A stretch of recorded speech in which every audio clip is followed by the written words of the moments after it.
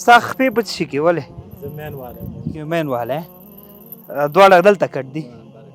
داسې ورځ راغلی چې نهاره تېره شوي والا ډېرې ورځې مې حاجي صاحب تېرې کړي دي په ناارامانه بچو مې د ولږې نه جړلي ګاونډیانو ډوډۍ راوړې په 8 نفره یوه ډوډۍ خوړلی موږ تا ته څه کوی شو حاجي ګله ما ته چې څه کاروبار الله برابر کړي به دغه ورور زور وهي چې ډی ده دا به هم موږ سره خواري وکړو ودرېږه یې پهلوانه چې څنګه ستړی شوې ستړی به شې جوړ په خیر ستړی به شې بچی ښه طبیعت دې ښه دی په دې چړۍ باندې دا ماشوم وس رسېږي چې نه ماشوم وس رسېده هلکه څنګه یې جوړ یې هلکه څنګه یې خبرې وکړه که نه څنګه یې جوړ یې په دې چړۍ باندې څنګه راپورته کړه زور وهی سي دا خو ستړی کېږي نه نه ستړی کېږي بیا ماشاءالله تکړه یې نو بچي دې شته ستا خپې په څه شي کې ولې مین والی دواړه دلته کټ دي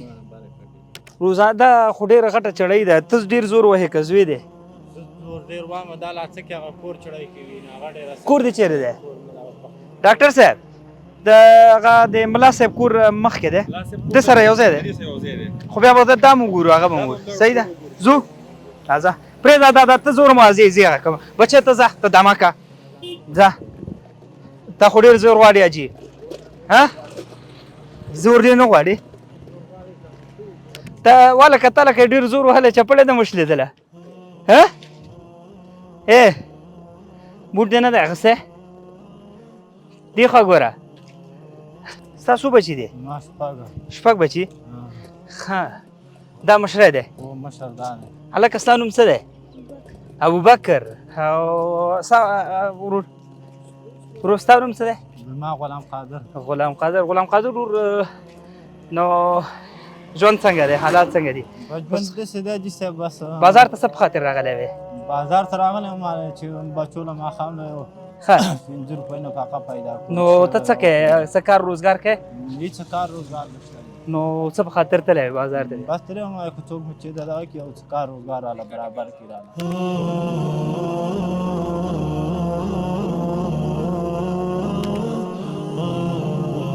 یو خبر دا وکړم چې الحمدلله موږ په بدن باندې روغ یو په دې چړۍ کې راختل دومره سخت دی ته روزمره په دې باندې ځې ورځې روزانه په دې ځم راځم چې بچو ته یو مړی پیدا کړه بلکل داسې ورځ راغلی چې نهاره تېره شوي والا ډېرې ورځې مې حاجي صاحب تېرې کړي دي په ناارامانه بچو مې د ولږې نه جړلي ګاونډیانو ډوډۍ راوړې په 8 نفره یوه ډوډۍ خوړلی 8 نفر یو ډوډۍ دا جامې بچو ته سپلۍ مپلۍ دغه څنګه به دا ټوکله څوک یو راکړي او که بل راکړي راله د ویلچیر چا در اخیستی دا یو ملګری مې هغې راله اخیستی ښه ته روزمره په دې باندې ځې روزانه بس سهار ځم 9 بجې 8 بجې ماخوستن نه ځم صبر وکړه زه دې ستړی کړم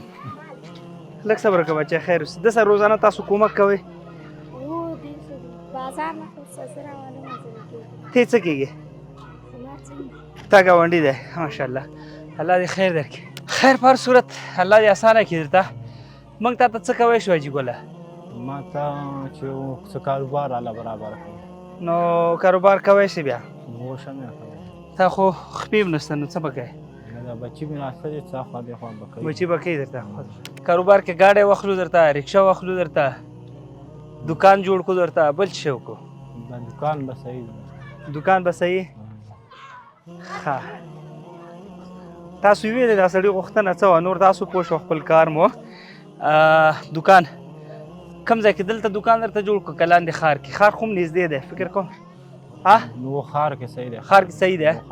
نو ته روزانه بیا ښار ته تګ وراتګ کوی سې و بیا ورته ګاډي کې سیستم به وکړم ګاډي کې به ځم راځم ښه پیره کاروبار مې برابر شي د لپاره د دکان غوښتنه کړي انشاءالله دا زه وعده د خدای سره کوم د دې سړي سره کوم چې د لپاره د دکان سیستم موږ جوړوو که تاسو غواړئ دغه سړي ته دا دکان جوړ کړئ نو موږ کوی سو په 80,000 یا 90,000 یا تر 1 لک افغانۍ یا د هغې معادل 1200-1300 ډالر کېږي راځئ او 14 نفره سره یو ځای شي دې سړي لپاره دغه د ارمان پوره واړه بچي دي او سهار وی په دې چړیانو کې کور پرېږده او لاړ شه چې یو څه وکړم مشکله ده سخته ده نو ځانونه هم دې خبره په همدې ځای راته و دا به کور پورې رسو او دا نور هر څه مو تاسو ته مخ ته کېښودل چې دا سړي ته څه کوی شي نن په ده باندې سخته ده کیدای شي الله تعالی درته دا لیکلی وي دا تقدیري معامله ده تقدیري حادثه او راپېښه شوه ورته نو پیاده ما وویل چې دلته موږ چې پښې شته دي او بدن باندې سالمه یو راختل دلته مشکله دي او نه دا عجز به څه کوي که نه ټول اسره دی ځوان ته ده دا وړوکی نوم دې څه ابوبکر خان ټول اسره دا ده ابوبکر حالات تاسو وینئ نو رب دې ورته اسانه کړي که چېرته غواړئ وټساپ نمبر سکرین باندې شته انلاین مرستو لپاره لینکونه شته یو داسې څوک پیدا شوی وای چې زه میاشتنی دې سړي کور ته زه هم یو څه ورکوم نو موږ ته میسج وکئ د ده نمبر به زه درکړم یو نفر پیدا شي او باقي نور سره یو ځای شي ته د دوکان جوړ کړو دا جاري صدقه هم ده او همدارنګه دته ورته نور ډېر داسې خلک شته دي چې هغې لپاره هم موږ غږ انشاءالله پورته کوو که تاسو غواړئ په دغه پروګرام کې راسره یو ځای شي بسم الله